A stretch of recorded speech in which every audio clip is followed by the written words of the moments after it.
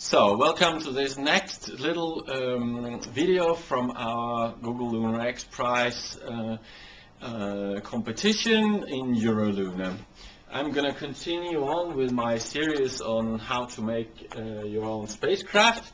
We are going somewhere into this bit on launch and position relatively to ecliptic plane. But actually I'm going to do that next time I talk to you, because today I'm going to report on the latest layout of our own spacecraft, Romit as we call it. And this is linked into a request from the Google Lunar X Prize to make a set of updated technical descriptions and drawings of our current prototype.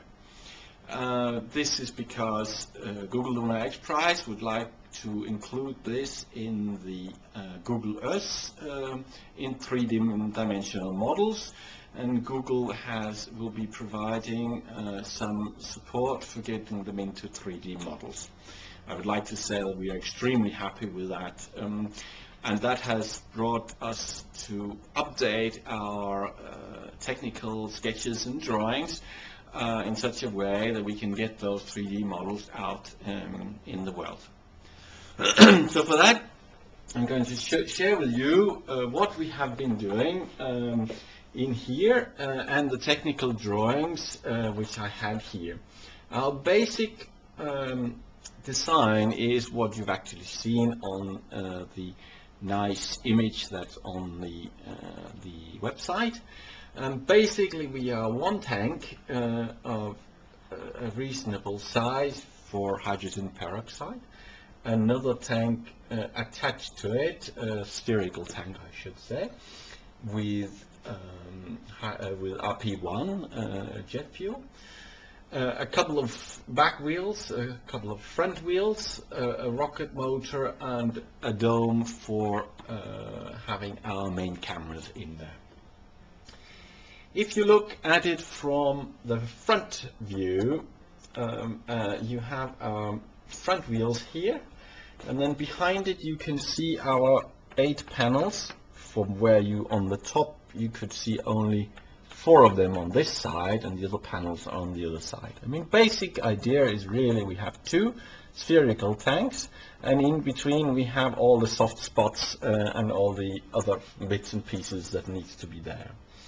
If we look at it in the rear view, where it's possible to see the rear wheels in our camera dome and the rocket motor in the sketch form.